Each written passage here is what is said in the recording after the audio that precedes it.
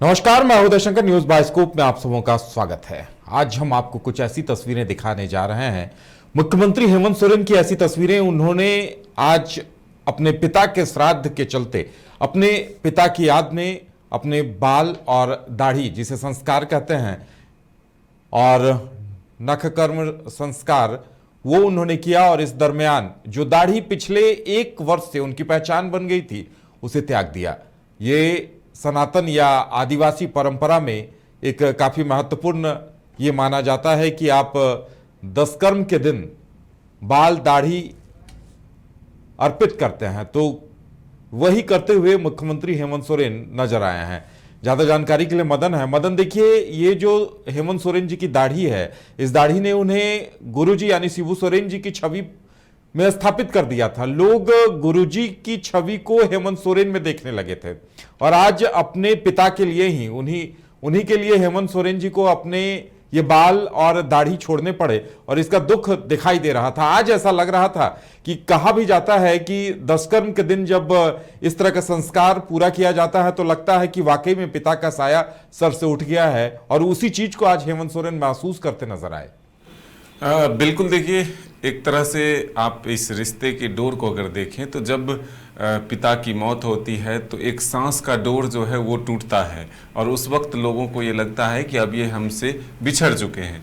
लेकिन उसके बाद भी जो श्राद्ध कर्म चलता है, जो 10 दिन और 12 दिन और 13 दिन तक जो प्रक्रिया चलती है, ऐसे में ये लोगों के बीच अनुभूति होती है कि वो जरूर उनकी आत्मा जो है वो हम लोगों के बीच में है। लेकिन जो ये दशकर्म जब से शुरू होता है, जब बाल नाखून लोग समर्पित करते हैं अपने पितरों को, तब ये लगता है कि अब आखिरी विदाई जो है हम इन्हें दे रहे हैं और ऐसे में अब उनसे हमारा रिश्ता जो है वो सिर्फ एक दिल का रह जाएगा। जो शारीरिक रिश्ता है वो टूट जाएगा। यानी कि जो बाप बेटे बैठ कर बात करते हैं, आपस में एक दूसरे को चीज़ें जो है शेयर करते हैं, वो सारी चीज़ें अब फिजिकली जो है वो खत्म हो जाता है। सिर्फ यादों में लोग बसते हैं, रह जाते हैं। यादों को देखकर उनको कम से कम याद कर जो है अपना जीवन आगे बढ़ाते हैं। तो ये जो क्षण आया, ऐसे में मुख्यमंत्री हेमंत सोरेन भी भावुक हुए और उनकी आंखों से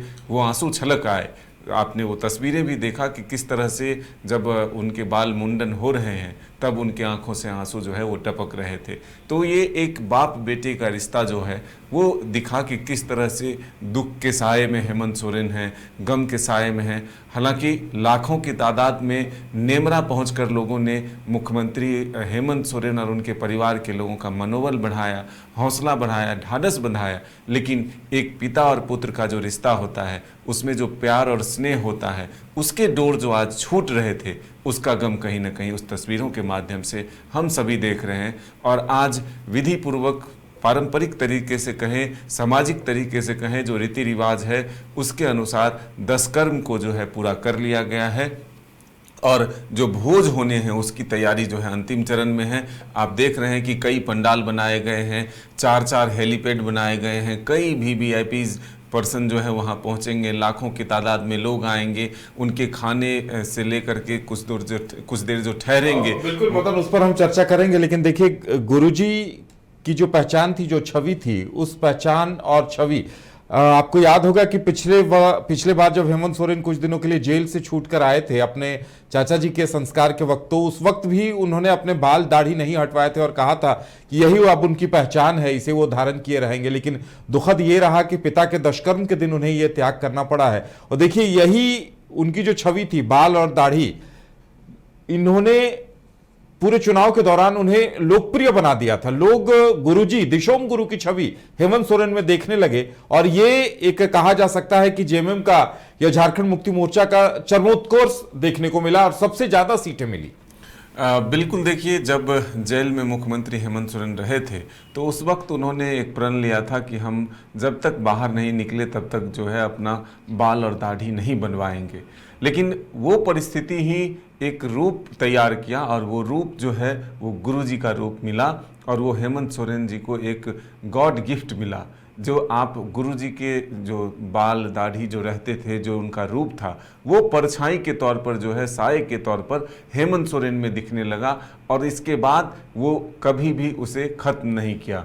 तो ये अब जो गुरुजी हम लोगों से के बीच से विदा हुए, उसके बाद जो तस्वीरें आई और जो मुख्यमंत्री हेमंत सोरेन का साया नजर आया, जो चेहरा नजर आया, वो सीधे तौर पर गुरुजी की तरह दिखता हुआ नजर आया। तो ऐसे में जब पार्टी की कमान कहें या फिर एक तरह से एक बड़ी जिम्मेदारी गुरुजी उनको सौंपे, उस वक्त भी वो रूप जो है मिलता रहा, दिखता रहा। और यही वजह रही कि अब लोग ये जरूर कहते हैं कि गुरुजी की परछाई के तौर पर आप हैं, गुरुजी के साए की तरह हैं।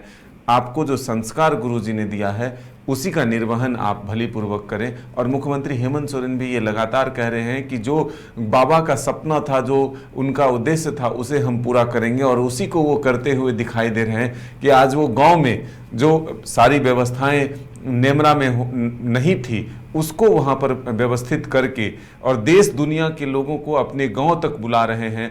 आप समझ सकते हैं कि 4-4 हेलीपैड जब गांव में तैयार किए गए हैं तो कितनी व्यवस्था जो है वहाँ करनी पड़ी होगी।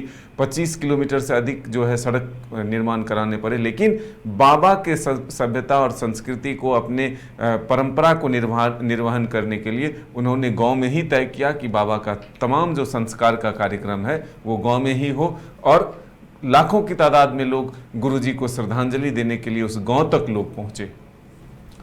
चलिए, फिलहाल आपको तमाम जानकारी देने के लिए बहुत बहुत धन्यवाद। तो हेमंत सोरेन की ये तस्वीरें अब पूरे देश में वायरल हो रही हैं। Project by Anshul Homes. Luxury 2 and 3 BHK flats with garden attached balcony. Amenities are valet parking, swimming pool, clubhouse, kids play area, badminton and basketball courts. Anshul Homes, H2O City. शहर की भीड़ से bore हो गए हो? तो चलिए आज नए वाइब में आपको लेके चलते हैं, जिसका नाम है वैदिक विलेज। एम्स पटना से 10 मिनट की दूरी पर नौबतपुर में स्थित ये सोसाइटी सिर्फ आपके लिए है। यहाँ पे मेन रोड 30 फीट की है, रिंग रोड 24 फीट की है और ब्रांच रोड 20 फीट की है। यहाँ मिलेगा आपको स्विमिंग पूल, जॉगिंग ट्रैक, मंदिर और 24/7 सिक्योरिटी कैमरा जैसी बेसिक एमिनिटीज। शांति और सुकून से भरा प्लॉट चाहिए तो सोचना बंद करो, अभी कॉल करो नीचे दिए हुए नंबर पे।